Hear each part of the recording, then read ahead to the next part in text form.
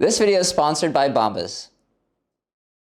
Hi, I'm Handyman Graham and welcome back to my channel. Today I'm upgrading some boring closet doors and giving them a whole new lease on life.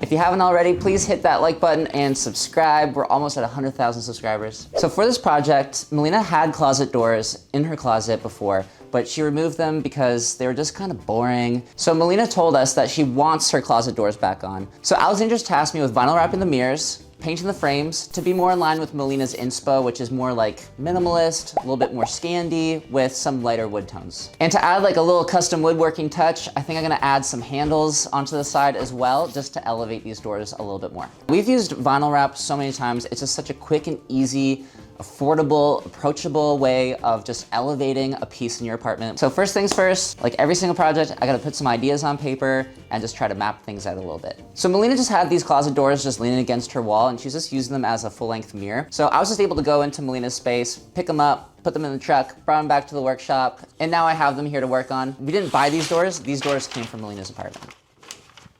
I've been hearing so many good things about Bombas recently that I decided to give them a try. For the past couple of years, I've been using this lucky pair of socks that I got from the free pile in the office to run my marathons in, and they're practically unusable now. Recently, I got some new running shoes, and I was like, you know what? I'm gonna get some performance running socks from Bombas as well because I wanna step up my game, and they've been absolutely game-changing. They have a seamless toe, airflow venting, and they have stay-up technology so they never fall down on long runs. And if you're a runner like me, then you know how important this is. I like them so much that I also use them at work as well, because all those great features I need for running socks, I also need during long makeover days or long days in the workshop. Bombas also has so many other different types of socks you can get. I picked up the green cashmere blend calf socks and the red calf socks because believe it or not, like after I'm done work, at nights and on weekends, I actually wear normal clothes and I need normal socks to go with my outfits. These socks are so comfortable and they look good too. I really like how Bombas gives back as well. So for every item purchased, one is donated. And Bombas donates the top 3 most needed items in shelters, which is so important. You can use my code GRAHAM for 20% off your first purchase by using the link in the description or the QR code here.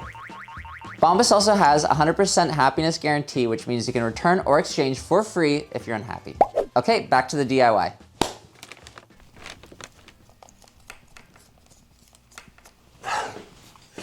Okay. It is day 1 of Melina's closet door DIY flip. I've already picked up the mirrors from Melina's apartment. They're looking a little bit worse for wear, so I'm going to just clean it up, probably with just some soap and water, maybe some alcohol. Gonna probably take a razor blade to the glass and just make sure there's like no grime or dirt or sticky stuff on the mirror. Whatever is on the mirror when you put the vinyl wrap down is gonna remain under there and it will be quite noticeable. So you just have to spend quite a bit of time cleaning it up. See, I don't know if you can see, but there's silicone all over here, all up on the frame. Look at that, just messy. Silicone is like very hydrophobic, so paint, water, any sort of adhesive just does not want to stick to it at all. So in order to have the vinyl wrap stick to it, the paint stick to it, I gotta clean up the mirror, I gotta clean up the frame and get this back to square one. Obviously, I also need to just say that like, if you are working with glass at home, please be so careful. Obviously glass is sharp and you're working with razor blades as well. So not only be careful about scratching the glass, but also giving yourself like a pretty nasty cut on the edge here. This glass edge is not dull, it is quite sharp. So I'm gonna just pay extra attention, just be very careful. I've got this spray stuff and it is so old. I've had this forever. It's Motsenbacher's Liftoff Spray Foam and Silicone Caulk Remover. I've got soap and water here. I've got some cloths here. I've got a plastic scraper, but I've also got my metal scraper as well. So I'm just gonna kind of give this guy, if it will even spray. It is not spraying. Okay, spray bottle is not spraying. It's too old, so I'm gonna pour some into a deli container and I'm gonna brush it on.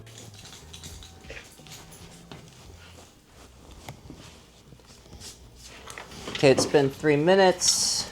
I'm just gonna go over one edge at a time. Wow, this worked beautifully. Looks great. So you don't have a lot of time to work with this. You know, it said remove after 3 minutes. Do not let it sit on a surface longer than 5 minutes. Be gentle, be quick. Looks great. And just to remove as much silicone removal spray as possible, I'm going in with some dish soap and water. And just because I can't leave a mirror dirty, I'm going in with some Windex as well and just making this streak-free. This is the cleanest this mirror will have ever been. Wow, that is some of the finest Windex. Crazy. So now that the mirror's clean, I'm good to vinyl wrap.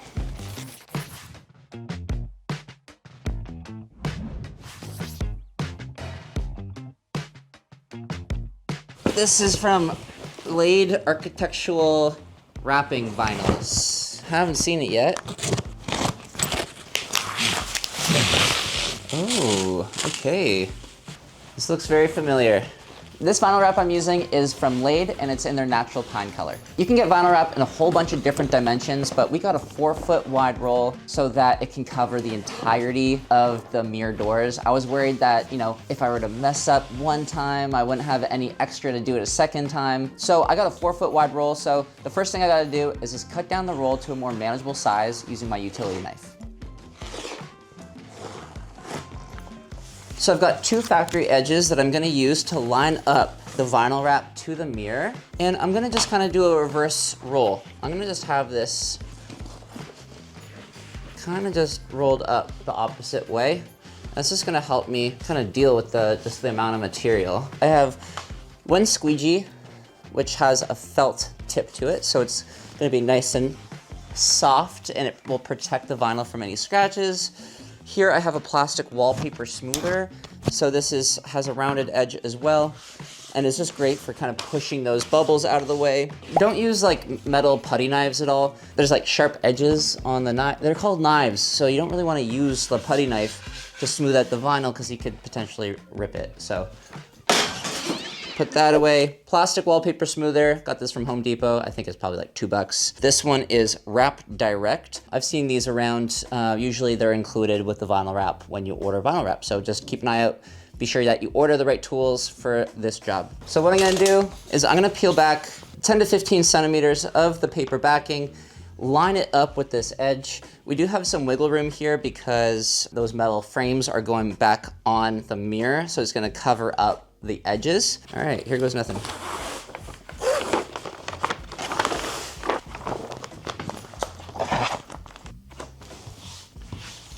Okay, hardest part is lining up that first edge. I'm gonna use my hand underneath, just try to keep it off the glass as much as I can. I'm just gonna kind of go back and forth. Just peeling the paper off as I go. Using my flashlight on the back of my phone, just to see if there's any bubbles. Because you want to sort those bubbles out before you put this whole thing down. I'm just going back and forth, taking it slow. I'm lining up the 2 factory edges to the mirror because the mirror is perfectly square, and same with those factory edges as well. So make sure you don't use the edge you just cut to line up the vinyl wrap to the mirror. This vinyl wrap has some vertical wood grain that we want to make sure is like perfectly up and down, or plumb as you say. We don't want it to be like on an angle. Lining up the factory edge to the factory edge of the frame will just give you like the best results possible. My tricep is burning. It's not easy.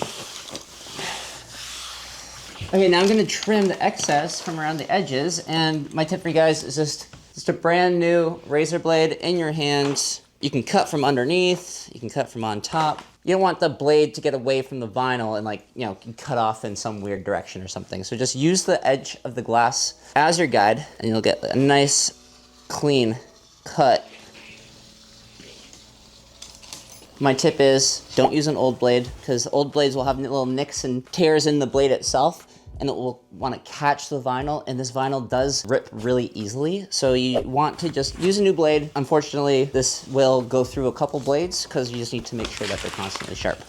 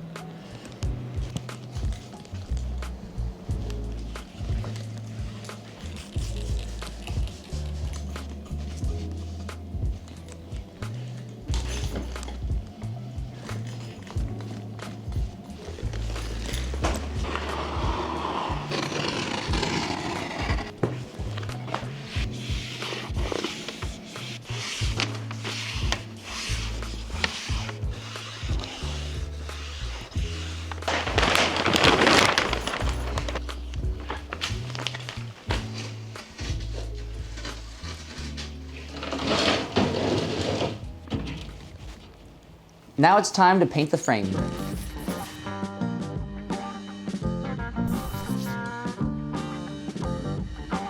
All right, now I gotta remove all the silicone from the metal frame. It's actually coming off not too bad. I already did one piece. I think it very much is worth the extra work here because I'm actually kind of making something new with it. So it's giving me peace of mind. I'm using the same process to remove the silicone from the frame as I did from the mirror. I'm just kind of like going in best I can with like plastic scraper, scrub brush, and the occasional metal scraper as well. My tip for you guys is make sure that this silicone removal spray is paint safe on whatever surface that you're using. I should have tested this in like an inconspicuous area before starting, but it did make the paint on the frame a little bit gummy. So once I removed all the silicone, I cleaned it up with some soap and water, and I put it in the sun for, you know, about half an hour, and the paint hardened up again, and all is well. Okay, so now it's time to paint these metal frame thingies. So I thought the easiest way that I could probably do this and do them all like at the same time, I'll just grab some wood here, kind of make like a bracket at either side so that I can like have these rotate, and then I can paint all the sides at the same time. So painting these frame bits is a little tricky just because they're so large. You can't really rest it against anywhere to dry. So I'm just making this little jig that spans the entire length of the frame pieces and kind of just has a screw that goes into each end. So as I'm painting it, I'm able to like rotate with my hand, make sure I hit all surfaces at the exact same time. I'm just gonna take this outside and start painting. This method just makes it so much easier because you're able to paint the entire piece all at once. The paint I'm using is Pure Gold by Rust-Oleum in their metallic line, so it kind of has like this gold shimmer look to it.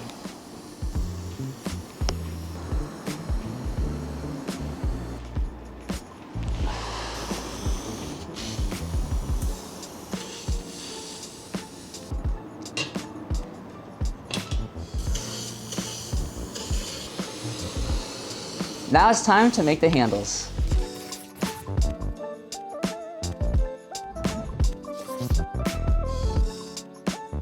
So I have the metal frames drying outside. I found this like big piece of aluminum. It's really thick in the garbage area. And I was thinking about making the metal brackets with this piece of metal. So just like cutting little sections of it, trimming it down to like a little rectangle, and then I can secure 2 of those per handle to the doors. I'm cutting the aluminum handle brackets out of this scrap junk piece of aluminum pipe that's been sitting in the garbage area for like a year. I'm cutting it down into little bits using my angle grinder and a metal cutoff bit. Guys, I'm using a respirator here and some safety glasses because cutting metal is no joke. You don't want to play around here, so be sure you do the same at home.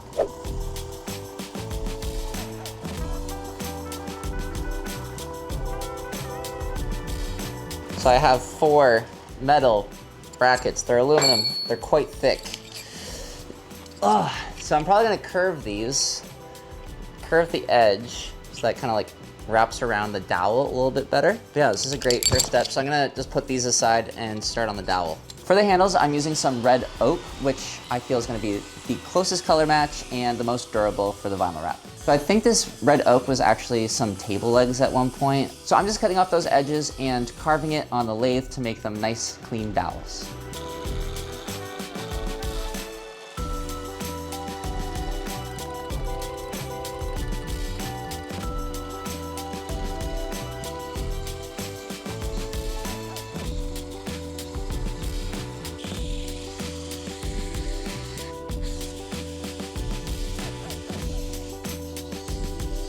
So now that they're carved, I'm cutting them down to size using my miter saw. And my tip for you guys is whenever you're doing some really nice, clean, crisp cuts, use some painter's tape because it holds the wood fibers like in place and prevents any tear out.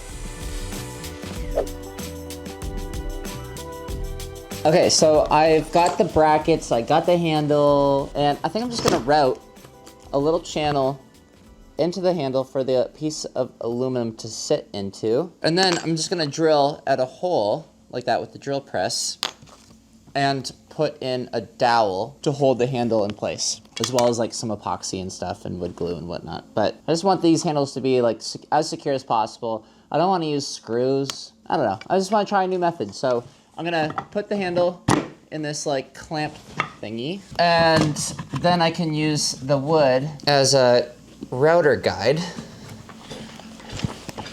and I can put that channel right in there, nice and easy. I'm using a 1/8 inch straight shank router bit to create these channels. And just to make sure that everything is the same, I'm just clamping each dowel in between 2 pieces of wood just to hold it in place while doing so. All right. Ugh. I got some 5-minute epoxy. Got the door handles, the brackets.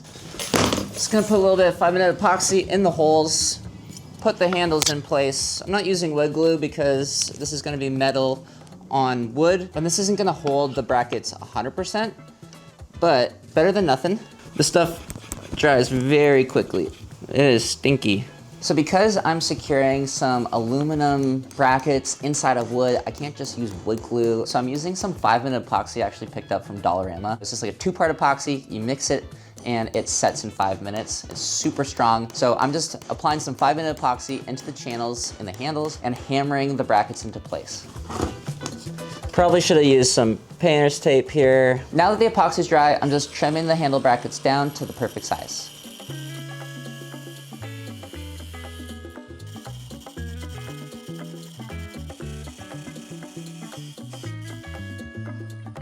So I'm bending the handle brackets using a tabletop vise. And the reason why I have to do this is because the door is gonna sit inside the closet door frame. And if I didn't bend them, the door handle will like slam up against the wall, and we don't really want that. We want the door to be able to close all the way. So I'm just giving like a slight angle to them.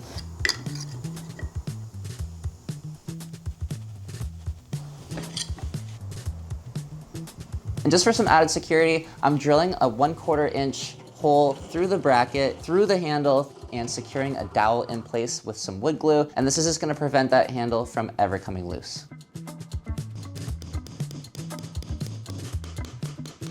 I'm trimming the wood dowel with a flush cut trim saw and just using a damp cloth to remove any extra wood glue. I'm covering the entire wood handle with some painter's tape, and I'm spray painting 3 coats of this exact same gold spray paint that we used to paint the mirror frames with.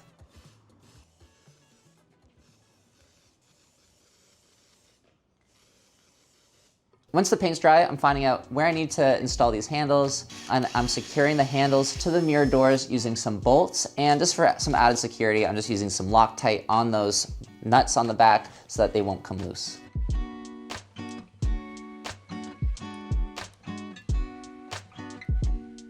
So I got inspired by all the silicone I had to remove. So I'm also applying some clear silicone to the mirror frame because the mirror frame is just attached by being kind of pinched in place. There's nothing really actually securing it to the mirror. So because Melina's gonna be opening and closing these doors with these handles now, I don't want that like mirror frame piece to ever come loose. So this silicone is just gonna hold everything in place.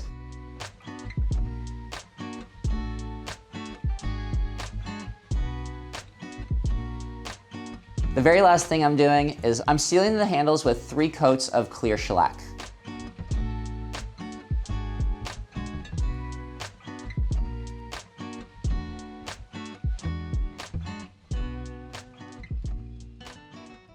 All right, now it's time to install them in Melina's apartment.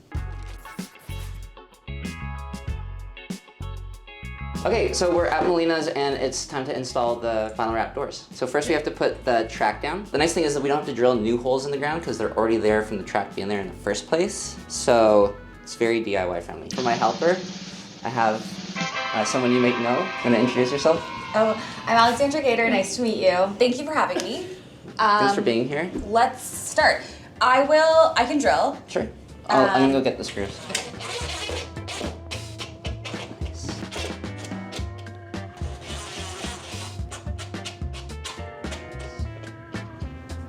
Also, the weight of the doors is going to keep the track down. Right. So one door does have to fit behind the other door. Usually it's not the case, but because we put handles in, it does matter. So we're going to put the door on the right in first, and it's going to sit on the back track. So you have to bring your end out? Yeah. Yeah, I'm in. Okay. Yeah? Yeah. Okay. And then, are you okay in there? Yeah. And then put it down. I think they're in. I put WD-40 on the wheels.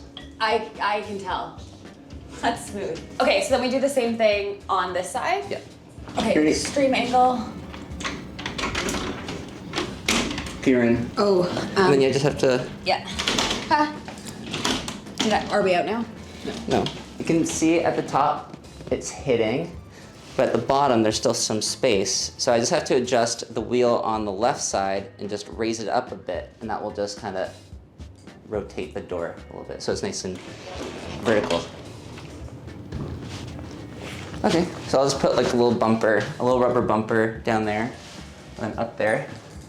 So this handle sticks out a lot more because this door slides into it. Wow. So that it doesn't like bonk it, you know? I thought the doors would be like further inside, so that's why I curved them like there, just because I didn't want this to hit the wall, but it doesn't though. It looks beautiful. Okay, these are awesome. They fit perfectly in the space. I was kind of concerned that they were removed because they're damaged or they didn't work properly, but they slide like they're brand new. The install was so easy. Just had to put the track down and adjust the wheels, and then we were done.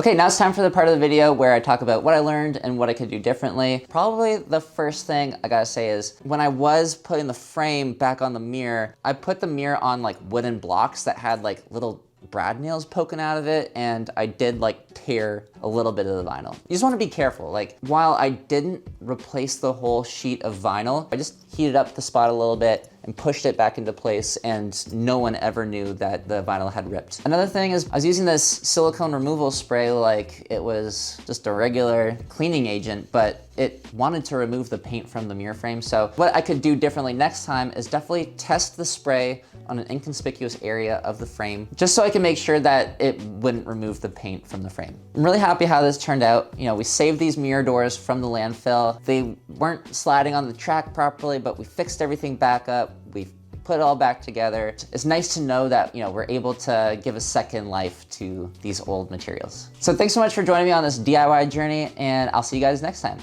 Bye.